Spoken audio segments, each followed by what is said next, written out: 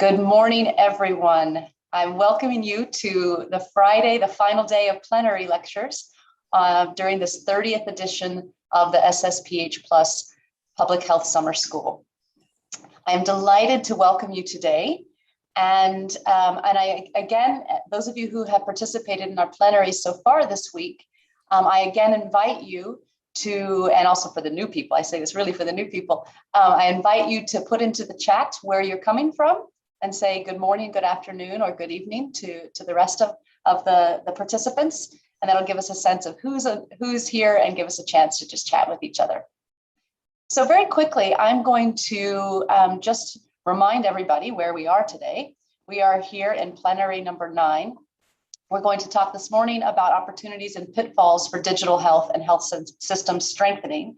And Kaspar Wyss is going to speak, but I'm going to let Axel Hoffman introduce him in a moment. What I'd like to do is just continue with our initiative of showing voices from past participants. We reached out to past participants of our summer school in the last 30 years and asked them to tell us a few words about what they thought about the summer school. So today I have the honor of presenting a colleague from Kosovo who has written us and said, dear all, during the SSPH Plus Summer School in Public Health Policy, Economics and Management, which I attended in 2019, I was very satisfied. The course was very interesting, interactive, and involved all members of the group. Group work has been very effective with the facilitation of persons engaged by the SSPH Plus Summer School in Public Health. In general, from the course, I've gained extraordinary experiences and knowledge, which I've been able to use in the Ministry of Health as a policymaker in the position of Head of Quality and Safety of Healthcare Services.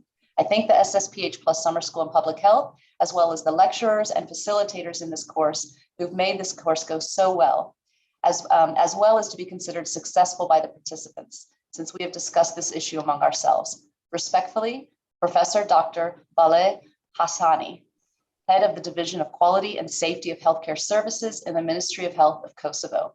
Thank you very much, Dr. Hassani. Axel, I'm going to turn it over to you. Thank you. Thank you very much, Susan. Yes, just to introduce shortly myself, my name is Axel Hoffman, and I'm the Deputy Head of the Department Education and Training at the Swiss Tropical and Public Health Institute in Basel, Switzerland. And it's a real pleasure to introduce to you a colleague of mine, Professor Dr. Kaspar Wyss. He's the Deputy Director of the Swiss Tropical and Public Health Institute and also the head of the Swiss Center for International Health at our institute. And at the same time, professor at the University of Basel. He has extensive management and leadership experience and is in charge of a team of over 50 people in Basel focusing on health systems development, primarily in low and middle income countries.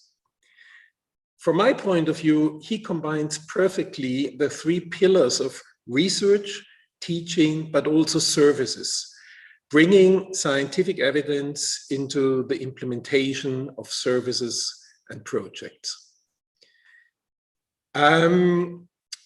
He directs a number of research and implementation projects in Africa, Eastern Europe, and Asia, and advises a broad range of institutions, such as the World Bank, the WHO, UNICEF. And he lectures in different programs, but of course also at the University of Basel in the Master of Science programs and for medical students, and supervises also a bunch of PhD students. So he will tell you today about the opportunities and pitfalls of digital health for health systems strengthening. Kaspar, it's a pleasure. The floor is yours.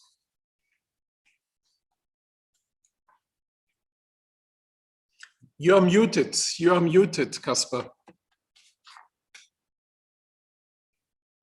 Now I should be unmuted. Yes. That's perfect. And many also thanks for this introduction and all the laudatio for my modest life. And so many thanks for introducing me. I would also like very much to thank the organizers, or specifically Susan, to give me this opportunity to have an input over the next 30 minutes on digital health, but I take that less from the digital health perspective, but more from the health systems perspective, where I'm anchored. So I would first say some words about digital health interventions, and then go into two examples I'm personally involved in. One is about clinical decision support systems, and the second one is about digital health tools for surveillance outbreak, initially in the frame of Ebola, but today also very strongly in the frame of the COVID-19 pandemic. And then go back to some considerations and linking that namely to health system strengthening and aspects we have to consider and keep in mind if we speak about digital health and digitalization. Yes, digitalization is a little bit in all words and mouth and written. A lot of promises here. It is to make the world a better place. It's to transform us, our organization, in the next decades.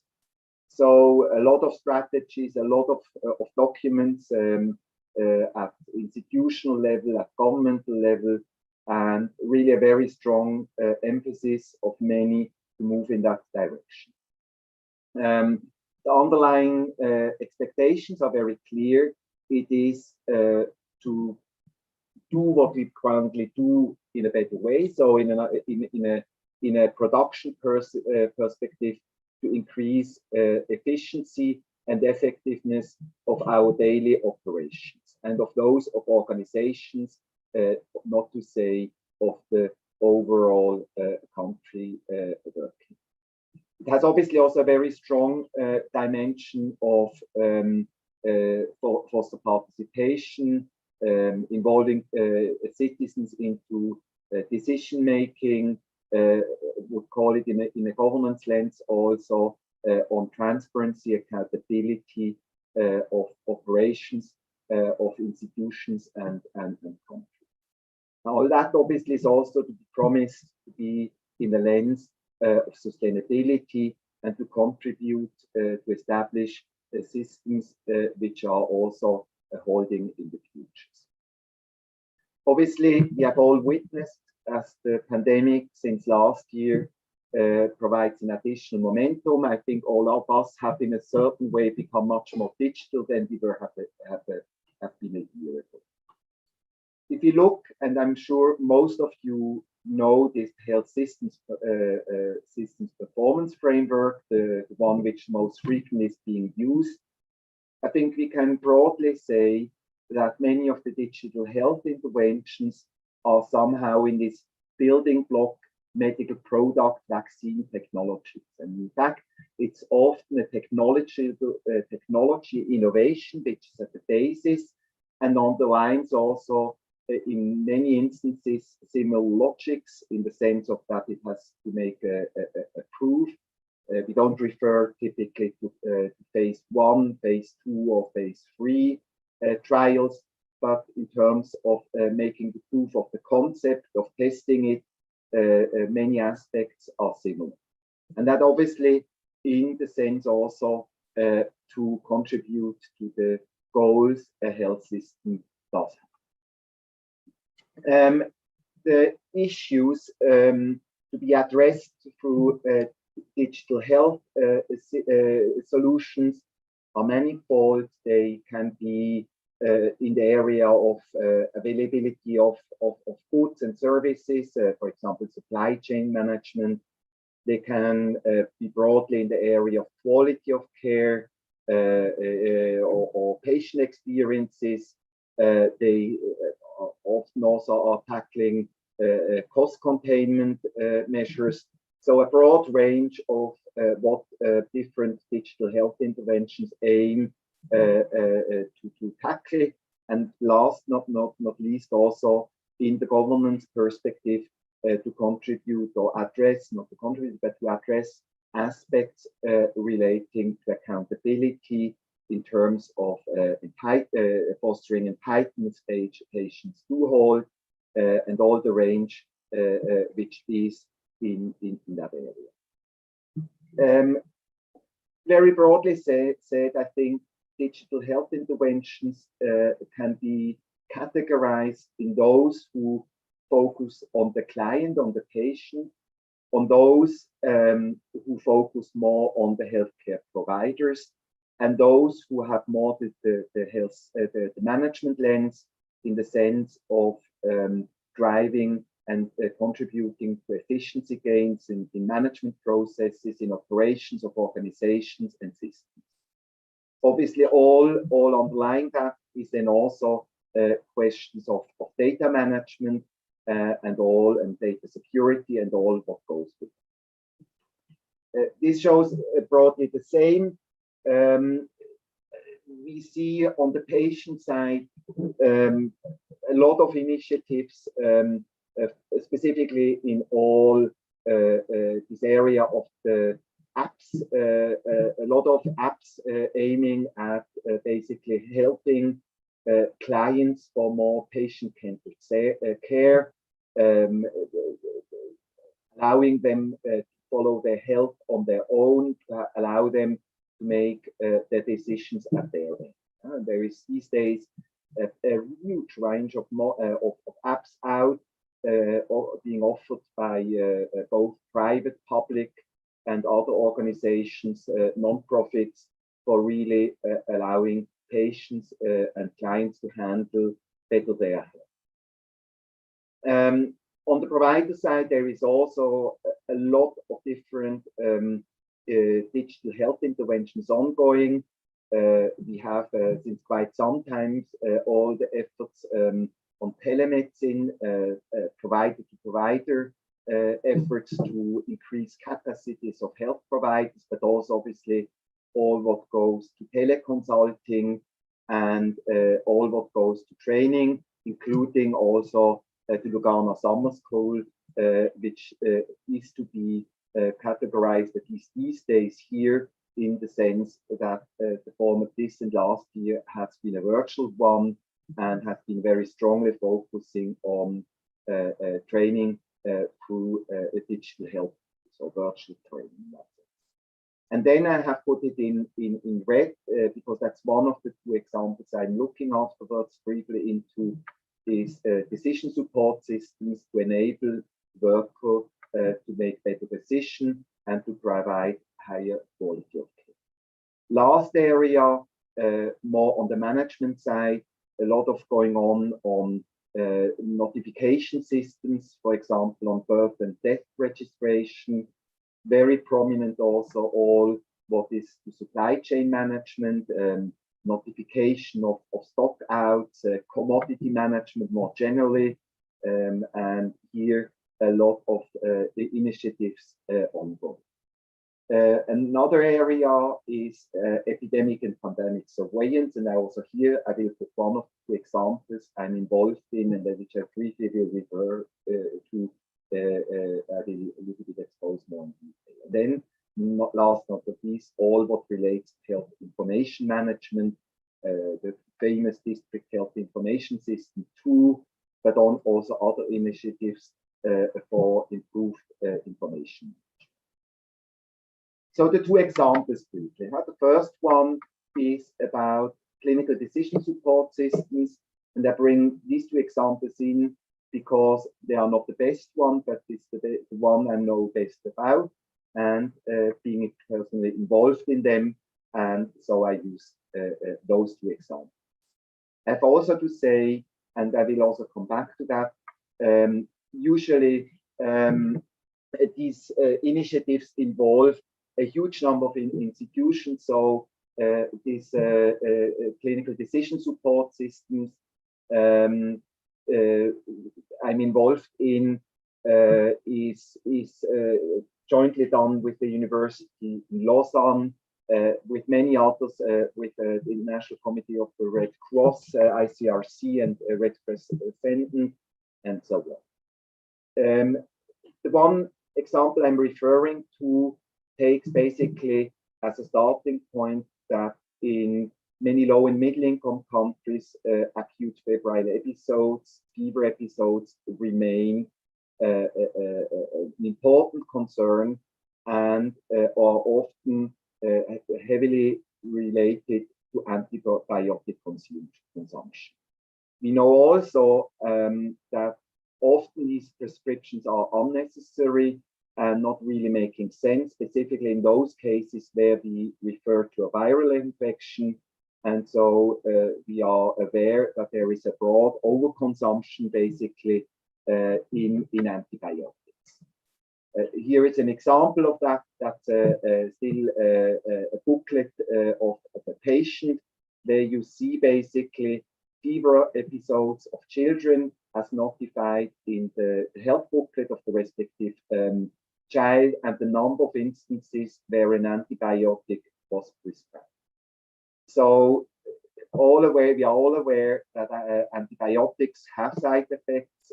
They also, on a public health perspective, they contribute to increased antibiotic resistance.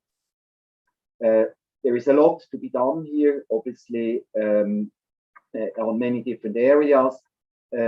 Clinical decision support systems step in mainly in the area of improving the diagnostic and making better decisions on how to deal with the patient. So here we have a range of options to deal with that, and specifically focusing here on the electronic decision support. So first of all, it's here obviously important to think about for whom we develop such a system. Is it embedded at hospital levels? Is it at primary healthcare level? At which level it is?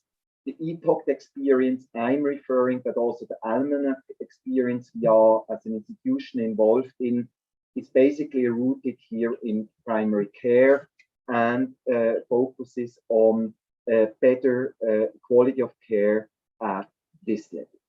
This can also be at other levels. It can really be at any level that basically better decisions are being made. Always it's important to link also the different levels and tiers of a health system and to embed that into such a system. So what you do basically, you develop, or we are developing a decision, an algorithm which helps to make decisions to a health purpose. And this is on one side clinical pathways, but combining that also potentially with devices and tools. And the dynamic and Kimchi experience I'm involved in, so these are names of the projects, basically links the decision support also to pulse oximeters and hemoglobin measurement and other diagnostic tools. So in other words, you build up a decision tree on an electronic decision tree and link that with devices so that the health worker gets better tools for making and more appropriate tools for making a decision. And then you have a tablet or a smartphone where the advice is given to the health.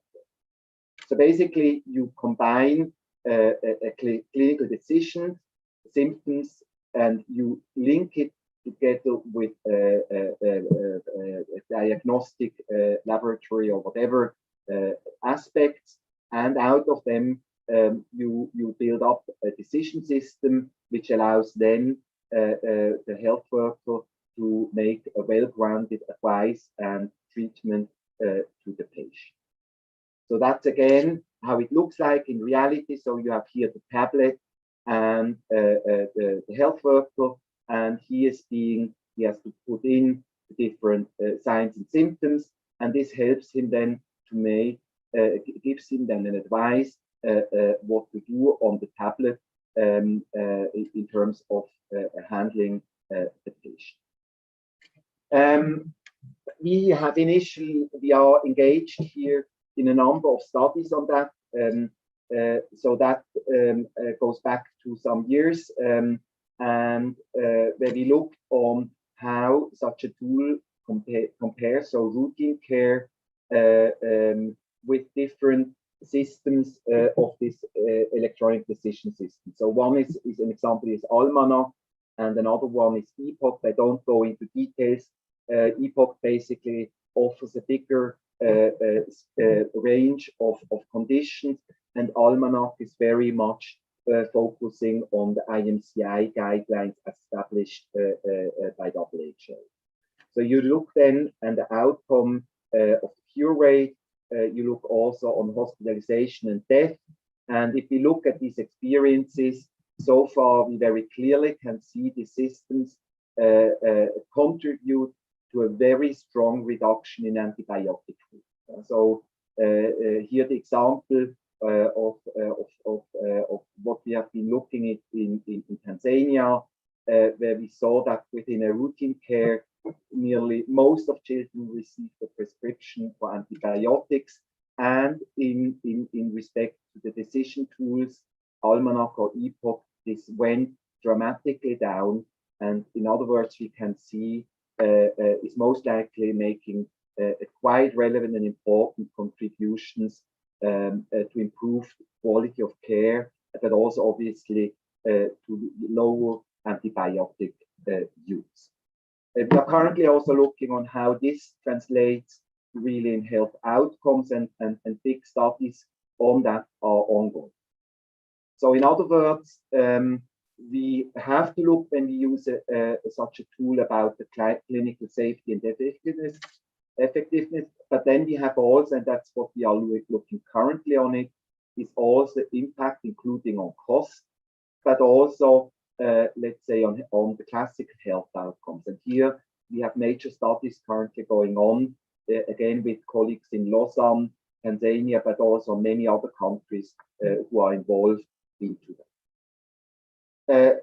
In the perspective, then it obviously becomes also interesting to link this clinical decision support algorithms to electronic medical records. Yet we are not there, but that's an option for the future. But then also linking it to EHIS platforms and a health management information system. So that's also something which hopefully will allow also in the future to evolve. Second one example briefly is contributions of digital health interventions to pandemic epidemic surveillance. Here I mentioned the example of the surveillance outbreak response management and analysis system, SORMAS in brief, which has been developed by the Helmholtz Center in Germany in the afterwards of the Ebola epidemic, principally in Nigeria, so to better control for epidemic and pandemic outbreaks.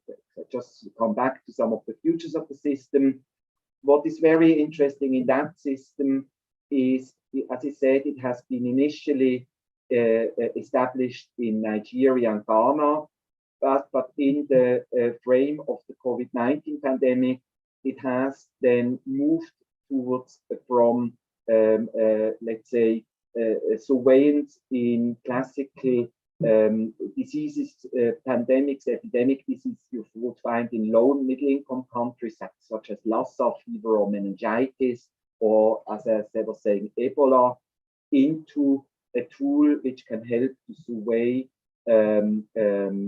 COVID cases, including to contact tracing, and has been taken up in high-income countries. So in Germany, Switzerland, and France, in the Pacific, also Fiji. So a very interesting experience in that sense, in terms of the system, which has initially been developed in a low-income setting, but is now used also in European settings. So as said, it's an integrated system. It's an information system which works on open source characteristics and links different tiers of health systems and can be tailored to a given setting and to a given pandemic, and combines that then to a tool which tracks the surveillance of an epidemic or a pandemic.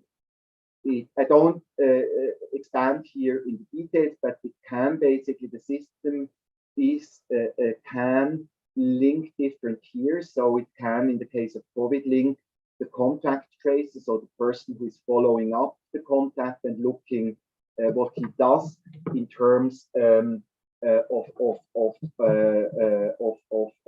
public guidelines to the more general system. So you have surveillance officers, the case surveillance, and then you combine that into a routine system, which then displays also the information in an overall dashboard, the number of cases, events, and other aspects.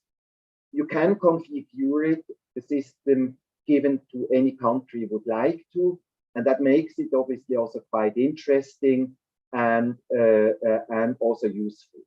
Interestingly, this can then also go, it was yesterday or the day on Wednesday at the Swiss Public Health Conference, where a cantonal health director presented briefly on the experiences of using SORMAS in Switzerland.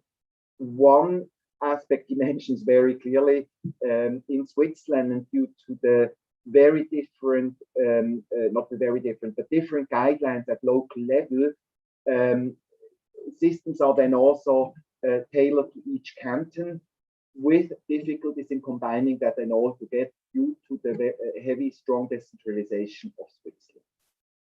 This shows the way how then the underlying algorithm looks like, just that we have an idea that there is obviously also the digital and the algorithm side underlying this system.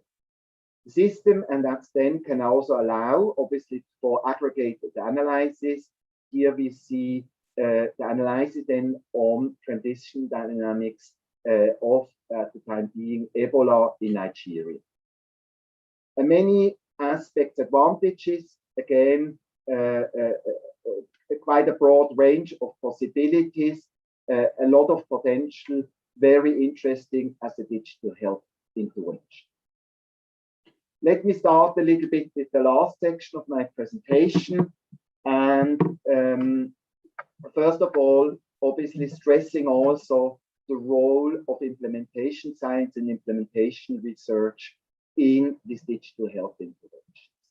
Very broadly spoken, we have classically, specifically in high-income countries, a lot of money going into basic research, basic science, with a limited attention often, let's say, more on the implementation aspects. So here I personally am convinced, and just also for the examples I have been giving, implementation science has really an essential role to play to validate and to make also the proof of efficacy and effectiveness of these tools we refer to. In the area of digital health, there are a lot of promises, but obviously also a lot of questions when these innovations are being introduced at first often pilot level, but then also at scale in health systems. In question of the SORMAS, for example, and that's the current research we are conducting in Nepal and Cote d'Ivoire, there are quite a number of questions prevailing about the systems which operates in Nigeria, Switzerland, Germany. But when you introduce such a system, you have obviously a lot of question about the process in setting up such a decision. So do users of such a system understand this system? Or what they have as benefits to use the system? I think I get back to that. That's a crucial question in all these interventions. As long as there are not the incentives to use such a system, it's very unlikely that such a system is being used. But obviously also then in outcome levels, you want and you have to show the outcome of such digital health interventions in terms of contributing to improve health systems performance.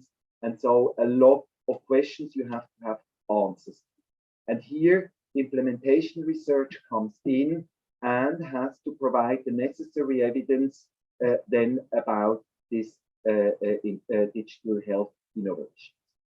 So there is quite a lot to be done on the pathway from an investment case, a lot of issues often about how you configure and the architecture of such a system. In all of the experiences I'm involved, this usually shows to be more complex than initially thought and taking also much more time than initially thought.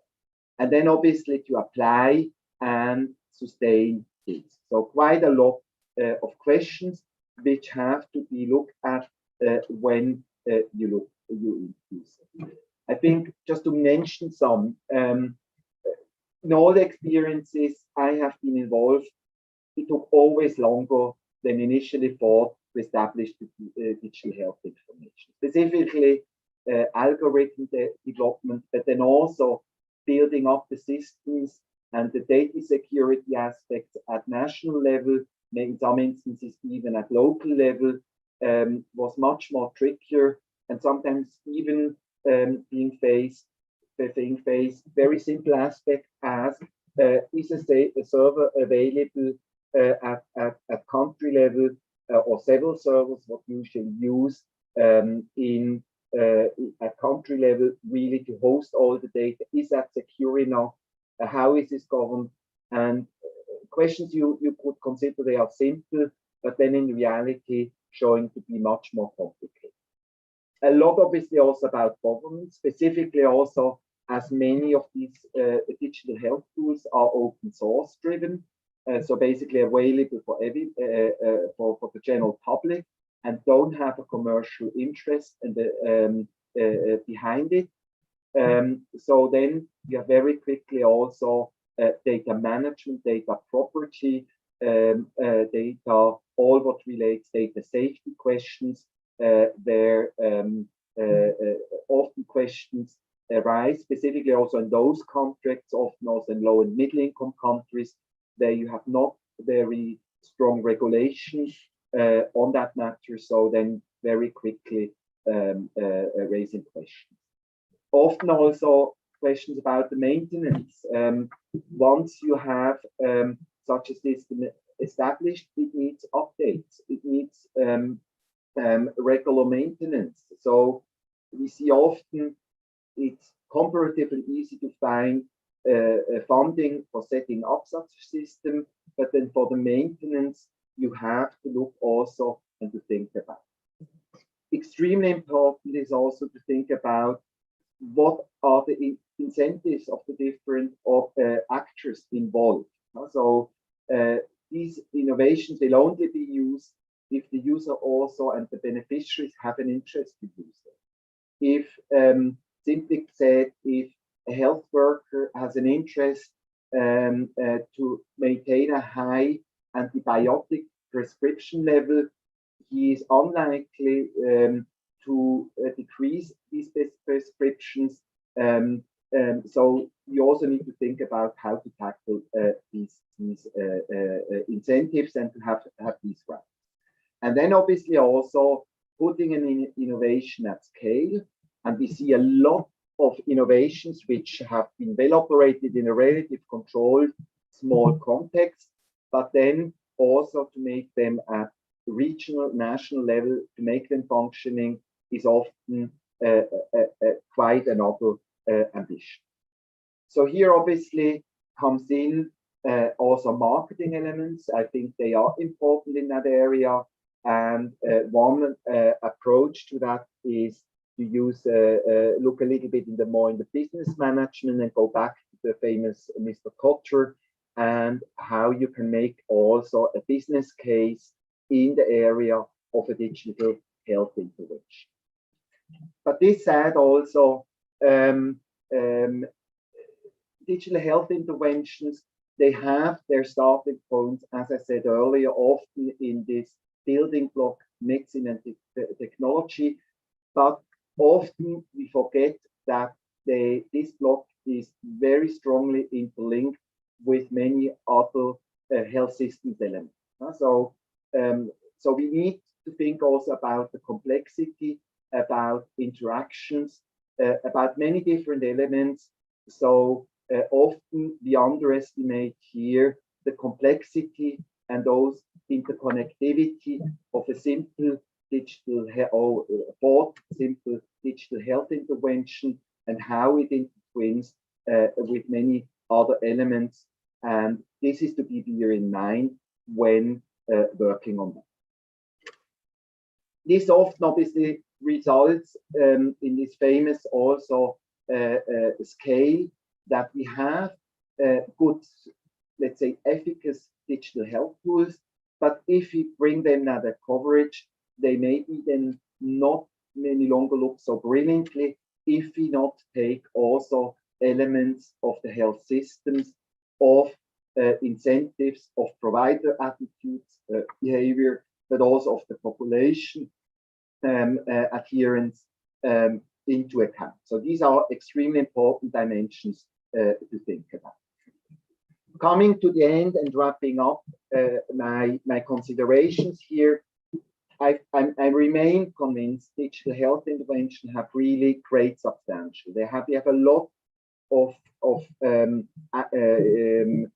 tools available, be it in the area of people, clients, also to enable and foster people-centered care. A lot about improved quality of care, the potential, also initial proofs of concept. We have seen that digital health interventions can contribute to better management of health services and systems. Also here, really very nice and good progress. So yes, digital health can contribute to more equitable, more efficient, and more sustainable health systems, and ultimately contribute to improved health outcomes. But there are also very buts. The promises are high, and in my opinion, there is no magic bullet also in this area. There are no easy ways. Often we see that from a relatively simple innovation on paper, reality is then much more complex and sending back to many more elements than initially thought. So similar to consideration of other innovations or a new medical product or a vaccine, you name it, the proof of effectiveness is important. And I think here, not all digital health innovation have done that yet, and this is essential.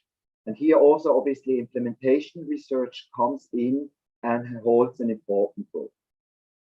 Often, we have also to think about how such tools are integrated into routine health delivery. And often there, the bottlenecks and pitfalls start. So we need to think about acceptability and incentives. What makes people use these tools and what blocks them properly. And then obviously also thinking about all the governance and data management aspects which are specific to digital health interventions, and they need to be taken into account as we progress. Yes, that's all from my side. Again, many thanks for listening and for following up this presentation, and also again, many thanks for giving me this opportunity for this plenary lecture. Back to you, Axel, for guiding us through the last step of that. Yeah, first of all, Kaspar, thank you very much. And just for your feedback, you have perfectly been in time. So thanks a lot. And yes, there are already some questions posted in the Q&A section. And perhaps the first one, Kaspar, goes on the decision-making processes. So the question is a healthcare worker able to override the digital decision if they feel it's necessary or appropriate? Okay, thanks, Claire, for this very good question. It's only in advance. So at the end, the health worker is the owner of the decision. That's not only in EPOC, but it is also in medical practice more generally the case. If you go in a hospital and the diagnostic test, it gives an advice to a doctor, but it's ultimately the doctor who makes then the decision, for example, in terms of, but together obviously with the patient, in terms of further treatment. There is, however, obviously, as always, in such system, they are not perfect. So we have a feedback loop, and there is a notification system also for health worker if he thinks the tool is not appropriate, so he can feedback to those who program the clinical decision algorithms, or sometimes also IT aspects about aspects which in his or her opinion are not correct. You have, however, also to say all the systems, algorithms behind, they are validated by expert committees. So I was not very much expanding into that. Usually they are also specific to each country. If you have the standard treatment guidelines, which are underpinning, for example, for IMCI, they vary from one country to another one. They're not broadly, but in the specificities. Sometimes the drug treatments are not exactly the same.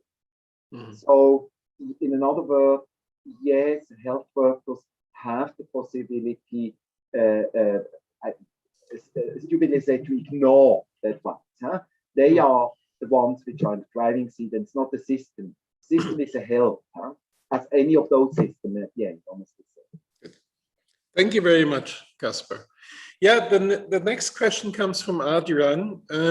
So who is developing researching implementation science frameworks specifically and adapted for digital health interventions? Can regular project management methods be applied?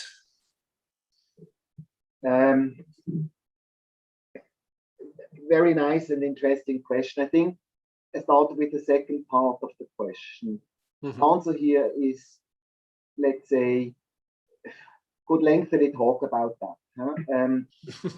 I would say to a certain degree yes, but I would also say to a certain degree no. Let's say, obviously, I remain convinced that, let's say, action research and the active involvement or transdisciplinary approaches involving relevant stakeholders in implementation research is important for many, many different reasons. At the same time, my experience is also, if you need also to have a certain independence. And this starts often with the question about having really the necessary time when you are involved in project management to dedicate it to more the research side. So the risk here is obviously in project management, the daily business tends always to overrule the research side. And so that's then an inherent risk. So in that sense, I would call, and also these bigger initiatives I'm referring to, so the dynamic experiences or the Timshi experience, but also the Almanach experiences, we have implementation research closely related to project management and the setup of the system, but usually it's also an own team who runs that. Because some of these surveys are also pseudo-clinical trials or step wedge studies, and so they are also quite resource intensive. So we speak then very rapidly also in monetary terms about several 100,000 to several million euros of cost of that. So this is also has its cost. For frameworks, there are frameworks out.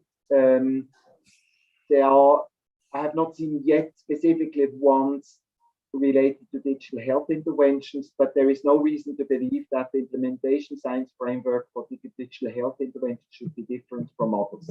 So there are the frameworks available. I would not say very, very many. but there are some which are available. If you are specifically interested, please send me an email and I refer you to those.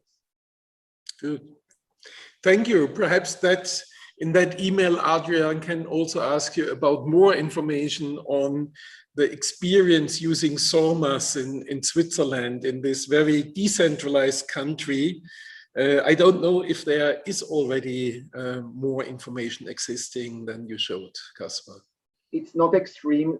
Let's say what I can do, I'm not 100% sure if the presentations at the Swiss Public Health Conference have been live streamed, but the cantonal health director of the Canton Schwyz, Mr. Pushkulas, has provided on Wednesday a plenary speech just exactly on that matter. Maybe briefly check up if, as for the Lugano School, a live stream of that is available, and if so, listen to his 20-minute presentation.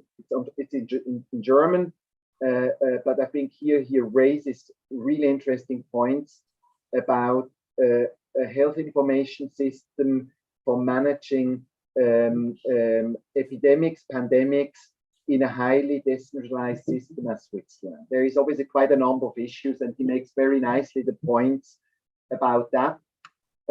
Also, to experiences which has emerged during COVID, but also obviously problems. Okay. Documented, I have not seen it, so I can here not refer you to a written experience, and but that would be an entry door. Good, thank you, Kaspar. Alexei from Ukraine is asking, you said that it takes more or less 10 years to implement results of research. So is there a possibility that e-technologies shorten that time, or even better quality, with an even better quality of evidence, so to implement the results into practice? Do you see there a chance? Theoretically, yes. Practically, I'm not so optimistic. Obviously, we have the very good example. It's now not a digital health intervention in that sense, but of the, let's say, the COVID vaccines, where their proof was made in a time frame.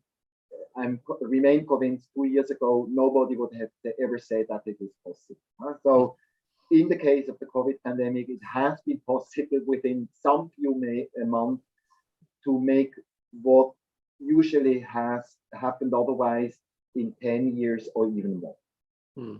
But I would call that an exceptional case. And I think the standard, this will not become the standard case. And unlikely, let's say, this the studies we operate within Dynamic and Kimchi, they have a time span 2-3 years.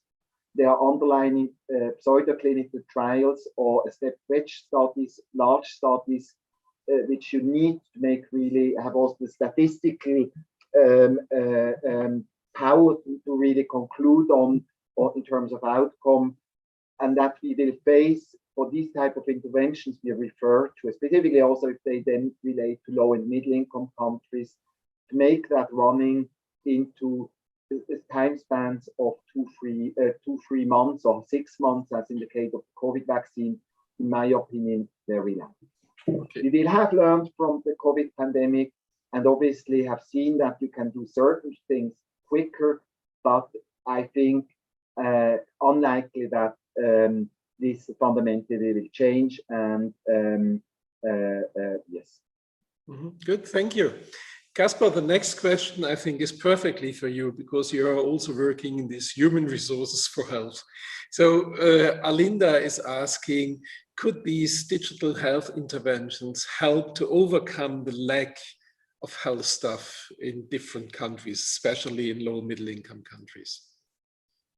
It depends on which level you refer to. If you refer to all the DHS which are more on the patient side and focusing on more patient-centered care, I think they have here a certain potential, because obviously you don't need, or to a smaller extent, health workers.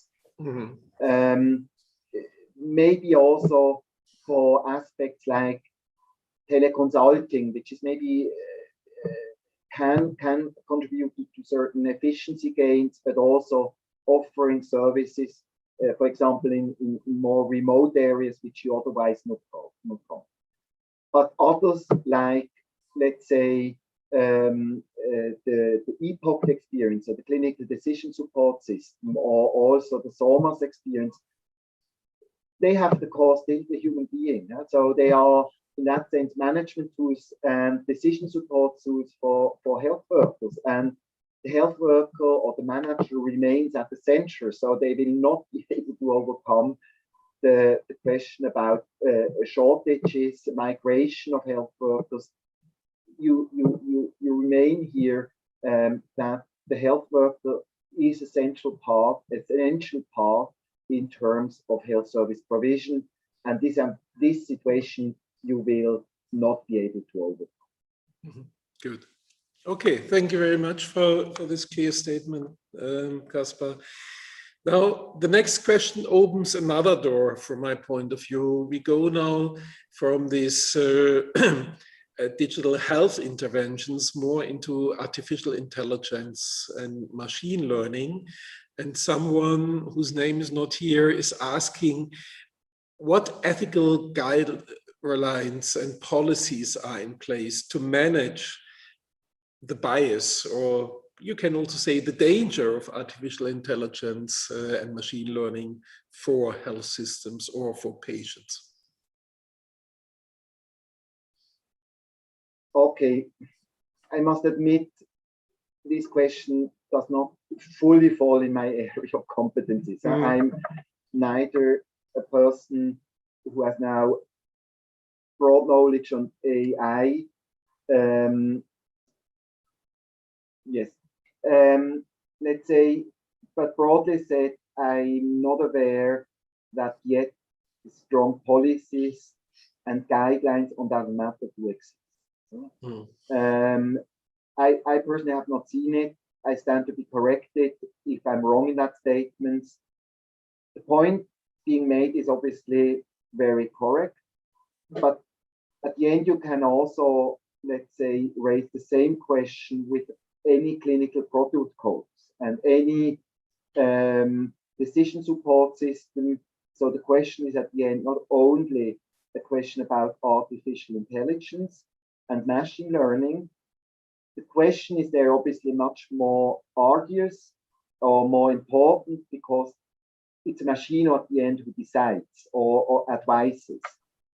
But again, I would argue at the end, much, at least of those experiences I'm involved in, it's not in that sense, it's a support system which is a support system to make decisions. At the end, the decision has to remain with the patient or the client, respectively the healthcare provider. So it's a tool, and it's not, let's say, the decision making itself. So I get a little bit around the question because I'm not in the middle of all the debates around that. So I leave a little bit vague my answer to this question, which is definitely a very valid one. Good. Thank you, Kaspar. So Ehadu from Tirana is asking, which communication awareness raising tools might be used to convince policymakers or decision takers at national level to scale up the successful pilot digital health intervention, considering the real and proper race among health priorities the government should address? Yes, Ehadu, first, very nice to see you, hear Yes. you. And again, a very, very good question. So really a very nice, good question.